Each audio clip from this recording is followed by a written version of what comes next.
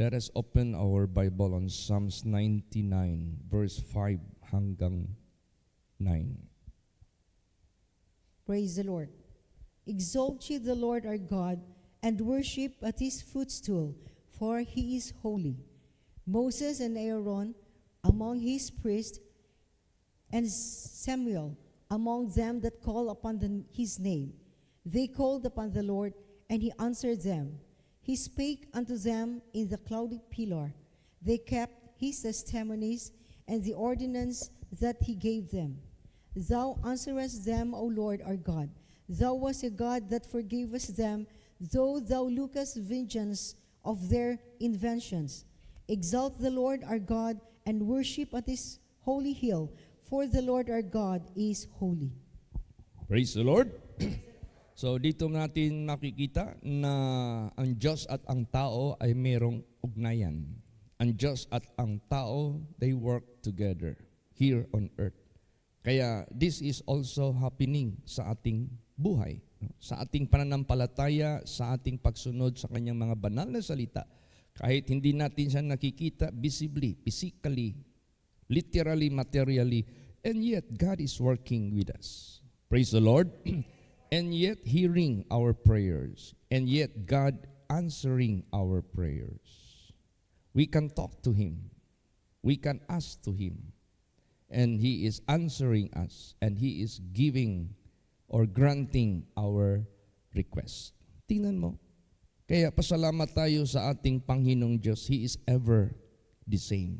Kaya sinabi diyan, exalt ye the Lord our God, and worship at his footstool, for he is holy. Moses and Aaron among his priests, and Samuel among them that call upon his name. They called upon the Lord, and he answered them. See, merong ugnayan, merong activity, merong performance, merong grant, merong communication, merong collaboration, merong cooperation, God and man na naniniwala sa Kanya. Praise the Lord. So ganun din po sa ating buhay. Tayo na naniniwala sa ating Panginoong Diyos. This is the real situation. We communicate to God. We cooperate with Him. We collaborate with Him sa Kanyang mga gawain sa sanglibutang ito. He spake unto them in the cloudy pillar. They kept his testimonies and the ordinance that he gave them. There is an obedience being performed. Merong obedience, merong faithfulness, merong tinatawag na submissiveness sa mga mananampalataya sa Kanya. Ganun din sa buhay natin. Hindi pwede na walang obedience, hindi pwede walang faithfulness na mangyayari from us. Meron talaga. Para ang Diyos magkaroon talaga sa atin ng matatawag nating ugnayan. Kaya nga sabi ni Lord Jesus, if you continue in my word, and my word abide in you. If you abide in me, my word abide in you, ask what you will, and it shall be done unto you. Pag sinabing, if you abide in my word, if you keep my word, then ask anything, and I will give unto you. So meron tayong tinatawag na obedience sa Kanya, meron naman din siyang grant sa atin. So meron tayong tinatawag na collaboration with God, communication and cooperation. Kaya nangyayari ito nung unang panahon at nangyayari yan sa mga nakaraan pa at mangyayari din yan ngayon and onward, even generation to generation. Thou answered them, O Lord our God, thou wast a God that forgivest them, though thou lookest vengeance of their inventions. Forgiveness were performed, mercy of God were performed, the goodness of God were performed. God answered their plea. God answered their so-called repentance. See, ganun din sa buhay natin. Pasalamatan natin ang ating Panginoong Diyos. God is forgiving us. God is hearing our plea. Lahat-lahat, the same. exalt the Lord our God and worship at His holy hill, for the Lord our God is holy. In these verses, twice na mention dito, He is holy. Pag sinabing He is holy, God is guaranteed there is no unrighteousness in Him. God is guaranteed there is no injustice will happen to everyone. Holy siya eh. Ibig sabihin yan, He cannot do any iniquity. His judgment are just and true. Hindi ka pwedeng sabihin na mayroong tinatawag na unfair na dealing ang Diyos sa kanino man. God is no respecter of person. Wala siyang pinipili na tao, wala siyang hinihirang na tao. We are all equal. God will deal with us equally. Praise the Lord. And that is His holiness. So ibig sabihin yan, tayo na maniniwala sa Kanya at maglilingkod sa Kanya, purihin natin siya sa ganyang klaseng kalidad. No? Purihin natin siya sa ganyang klaseng karakter. Hindi mo na makikita yan sa kanino paman. That is only being to be done and the only worthy to the living God. At pasalamat tayo. He showed, no? Pinakita niya ang kanyang sarili sa atin that we may know Him. Pinakita niya ang sarili niya sa atin. Pinakilala niya that we may praise Him, that we may glorify Him, that we may exalt Him, that we may serve Him. Lahat-lahat na dapat nating igagawad sa Diyos, gawin natin. Basahin natin. Psalms 34 verse 3. Praise the Lord. O magnify the Lord with me, and let us exalt His name together. Yes, exalt natin siya, i-magnify natin siya. Dakilahin natin ang ating Panginoong Diyos, not those things that were done by man, not those things by those things which He created. Di ba yung message kagabi? Do not worship the creatures, but worship the Creator. Do not ever idolize the inventions, but worship the only God. O kaya sa buhay natin, kung meron man tayong i-magnify, meron man tayong i-exalt, wala nang iba, His name. And let us do it together. Praise the Lord. Let us do it together. Lahat. Walang magkaiba-iba na meron pang ibang pangalan. There is no greater. There is no higher name.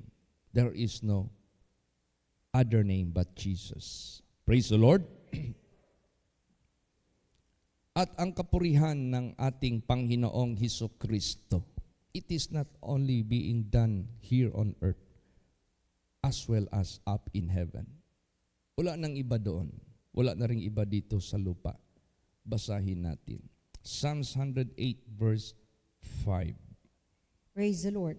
Be thou exalted, O God, above the heavens, and thy glory above all the earth. Yan. Be thou exalted, O God, above the heavens, and thy glory above all the earth. Ganun. Wala nang iba. Wala nang iba na ating luluwalhatiin above all. Dito man sa lupa habang buhay tayo. Doon man sa langit if we are already up there. Even at this present time in heaven, He is still the one and only should be exalted. Praise the Lord. Kaya nga sabi dyan, without Him, there could be nothing that is being made. No? Kung wala siya, wala kasi tayo. Walang nagawa na anumang sa sanglibutang ito. Sino pang pupurihin natin? Sino pang dadakilahin natin, kundi siya na naglalang sa atin. Doon natin itutuon ang pag-magnify. Doon natin itutuon ang pag-glorify. Doon natin ituon ang praise and glory. And fear, dyan, wala nang iba. Ngayon, dito, habang nandito tayo sa sanglibutang ito, atin itong ihayag. No? Ihayag natin ito, i-declare natin ito. Kaya nga, in every vehicle which God uh, provided in my ministry, talagang nilagyan ko lahat yan sa likod. Proclaim Jesus. They should know who Jesus really is. Praise the Lord. And this can never be known except you proclaim. Except you declare His name, declare His name, declare His glory, declare His greatness, declare His love, His mercy, lahat-lahat na. Basahin natin dito sa Isaiah 12 verse 4. Praise the Lord. And in that day shall ye say, Praise the Lord, call upon His name, declare His doings among the people, make mention that His name is exalted. Yes, wag nating itago, wag nating ikahiya. If there are names na sumisibol sa sanglibutang ito being declared, there is no such other name but Jesus. There is no such above all name but Jesus. But kung ipoproclaim man natin ang name of Jesus, let us be careful. Let us maintain good works. Dahil mabablaspheme ang salita, ang word of God, or mabablaspheme ang name of Jesus if we do not behave. Kasi ang mangyayari ngayon yan, dalhin natin yung pangalan ni Jesus. And yet tayo yung una na nag-violate sa kanyang righteousness, sa kanyang holiness. So, you are handling the word of God. What? You are corrupting the word of God. Kinukorrupt mo yung word of God. And the word of God is being blasphemed. Kaya, careful tayo. Praise the Lord. We should not do as others do. Huwag nating gawin sa katulad sa mga ginagawa ng iba. Bakit natin siya pupurihin? Bakit natin siya dadakilahin? Of course, because His name is being known. His name is being declared. He is being identified. He is being well known. Diba? Sinabi dyan, the invisible things of Him from the creation are clearly seen and being understood by the things that are made. Even His Godhead, kahit ang kanyang pagka-Diyos, hindi niya ito tinago. Even His name is being revealed to us. Hindi pa lang yan, kundi lalot na yung mga nagawa niya. Lalot na yung mga bagay-bagay na iginawad niya sa atin. How He loved us. How He sacrificed for us. How He died for us. Basahin natin. Isaiah 25 verse 1. Praise the Lord. O Lord, Thou art my God. I will exalt Thee. I will praise Thy name. For Thou hast done wonderful things. Thy counsels of old are faithfulness and truth. Yes, yung sinabi dyan, Thou hast done wonderful things. There are so much. There are so great yung mga nagawa niya na mga wonderful things. Ngayon, ilang centuries na ang mundong ito. There are more creatures are being newly found or newly discovered. Tapos sabihin kagad ng mga scientists, oh, there is another new species. No, they were already created so long time, but it is just now being discovered. Praise the Lord. Bakit? Sa sobrang rami ng kanyang mga wonderful works, you cannot discover it all together at your lifespan. Kahit patipunin natin ang lahat ng mga years until this world shall be done, shall be over, you cannot discover everything what God has made. Hindi mo ma-discover lahat yan. Napakarami niyan. Thou hast done wonderful things. Thy counsel of old are faithfulness and truth. Tingnan mo ang banal na salita ng ating Panginoong Diyos. Never, never, never fade away. Never, never failed. Hindi nagfi-fail yan. Hindi rin nagfi-fade away. As is, where is. He declared the end. from the beginning. Ibig sabihin yan, ano yung declaration niya? The end, from the beginning. He will do it in His pleasure. Hindi yan magpakailan pa man ma-overlap. Hindi yan magpakailan pa man maging obsolete. Hindi yan magpakailan pa man magsisinungaling. It will surely come to pass. Kaya His counsel uphold our faithfulness and truth. Praise the Lord. Napakaraming sides na purihin natin siya in every angle, in every side sa kanyang pagka-Diyos. Lahat kapurihan, lahat pasalamatan, lahat natin siyang dakilahin. Praise the Lord. Wala nang iba. Yan lang talaga. Siya lang, wala nang iba. Yung sinabi kanina na Moses and Aaron among his priests and Samuel among them that call upon his name, they called upon the Lord and He answered them. Basahin natin. Sumasagot ang Diyos sa kanila. Basa Exodus 14:15. Praise the Lord. And the Lord said unto Moses, Wherefore criest thou unto me? Speak unto the children of Israel that they go forward. Ito na yung nangyari nung panahon na they were cornered doon sa edge ng Red Sea. Then yung mga Egyptian soldiers led by the king were approaching against them, pressing forward against them. No way to go, no way to run, no way to escape at that time. Wala na silang matakasan. Wala na silang matakbuhan, wala na silang mapupuntahan. Except God will do it for them. So anong ginawa ng Diyos kay Moses? Moses, why thou criest me? I heard your prayer.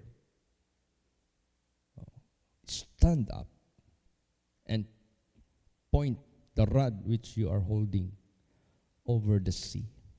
And you say, sea be divided. Hati ka. The people of God will walk on the dry land. O di pa nahati? Because God answered the cry of Moses. Praise the Lord. Yung sinabi, why criest me? That is the prayer of Moses. That is how Moses asked God through prayer. And Jesus or God heard his prayer. Meron pang instance dito na after they crossed the Red Sea and went to the other side, naku, when they reached the place of Marah, walang tubig. But there is a water, but it is bitter. That is the place of Marah. Mapait ang tubig. But how God answered the prayer of the servant of God. Basahin natin yan. Exodus 15:25. Praise the Lord. And he cried unto the Lord, and the Lord showed him a tree, which when he had cast into the waters were made sweet. There he made for them a statute and an ordinance, and there he proved them. Yan, tingnan mo. Nung umiyak na siya sa Panginoon, nagpahayag o nagpakita ang Diyos ng isang puno. At nung ito ay itinapon niya sa tubig na mapait, ang tubig naging matamis. At doon ginawa ang statute and ordinance. There he proved them. Sinubukan sila ng Diyos. But God answered the prayer of His servant. Praise the Lord.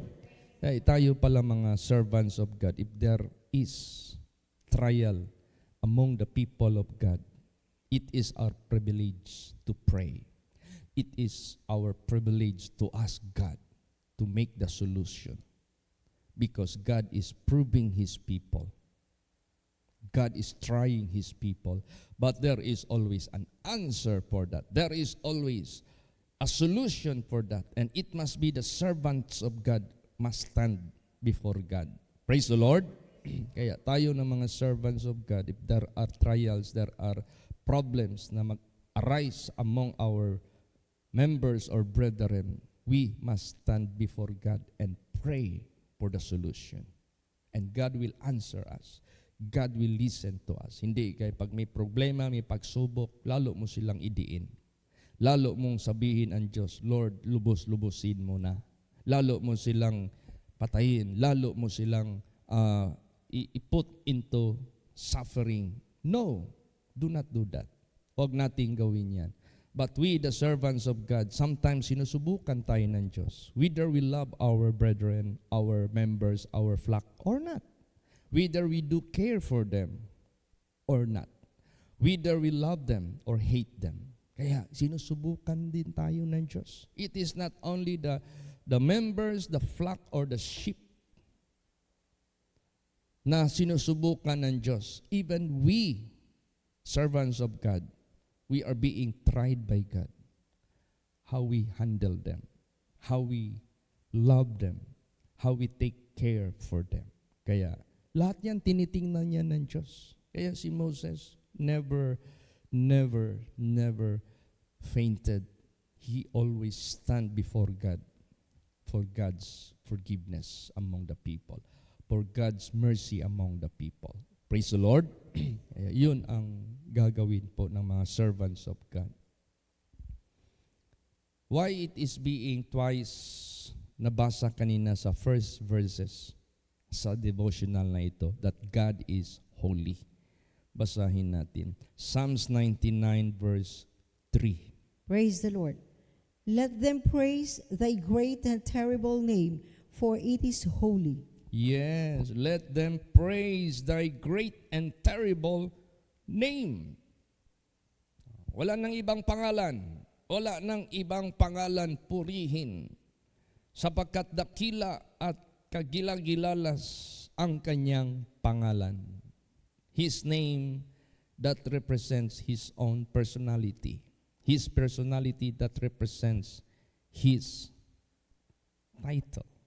His title, Creator. His title, Savior. His title, Healer. His title, Father. His title, Holy Spirit. His title, Son of God. Lahat ang pangalan niya must be praised, for great is His name. Praise the Lord.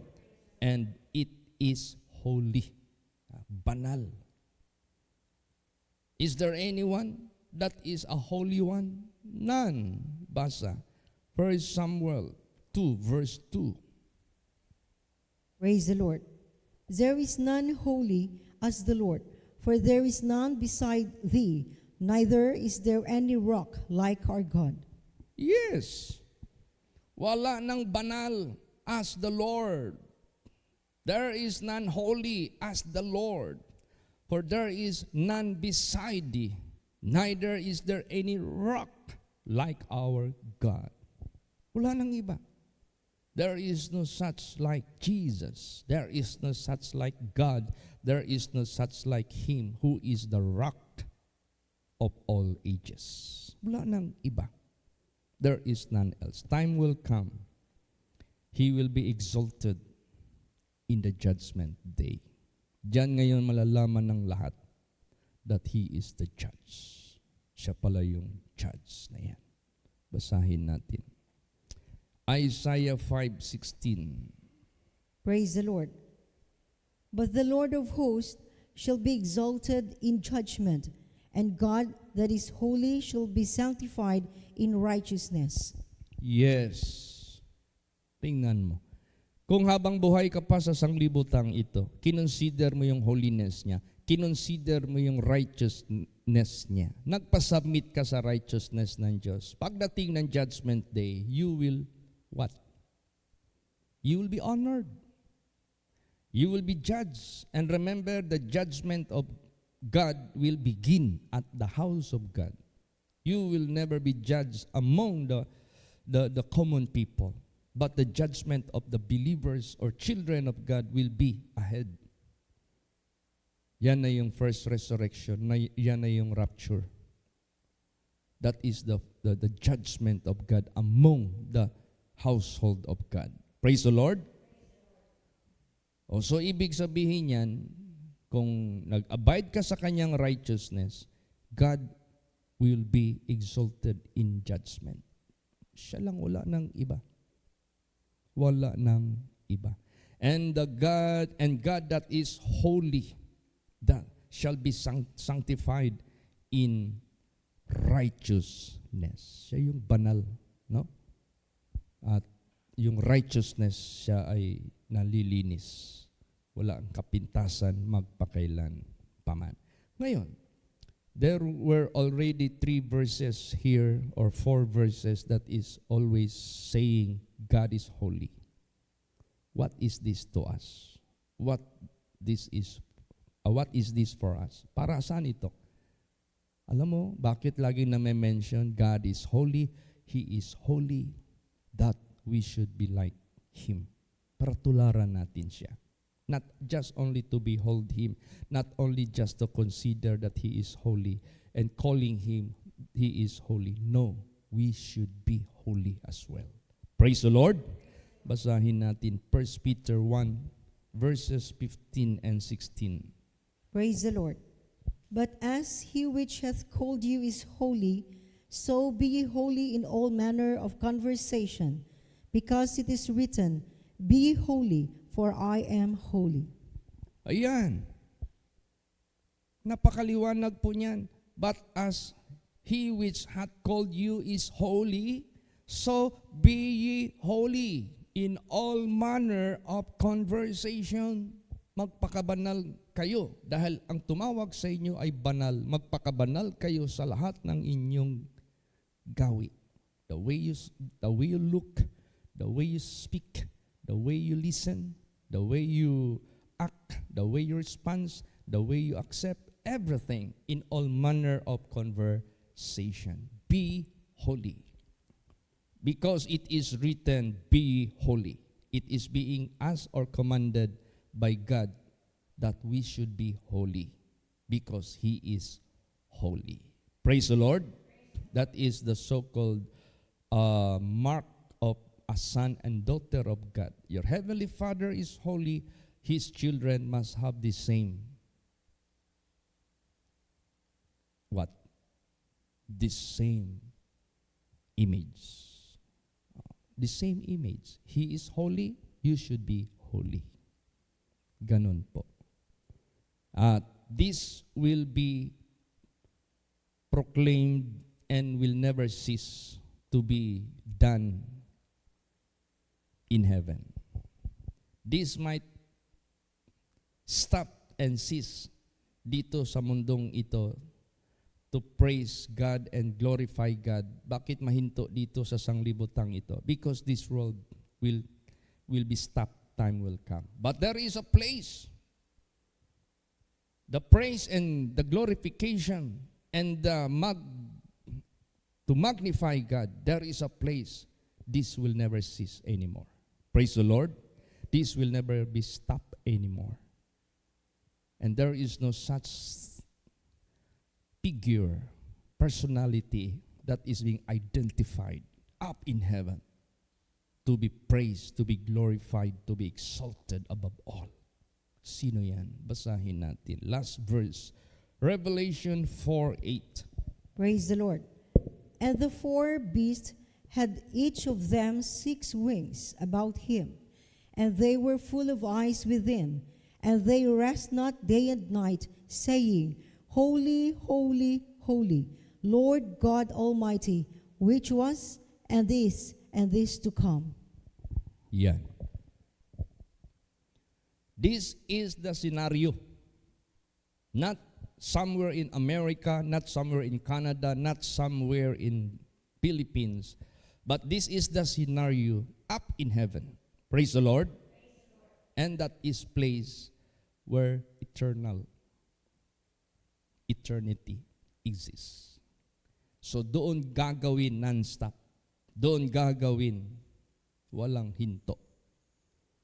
At yung 4 beasts had each of them 6 wings about him, and they were full of eyes within, and they rest not day and night, saying, Holy, holy, holy Lord God Almighty, which was, which is, and is to come. And that is no other being titled, and that is in our Lord Jesus Christ.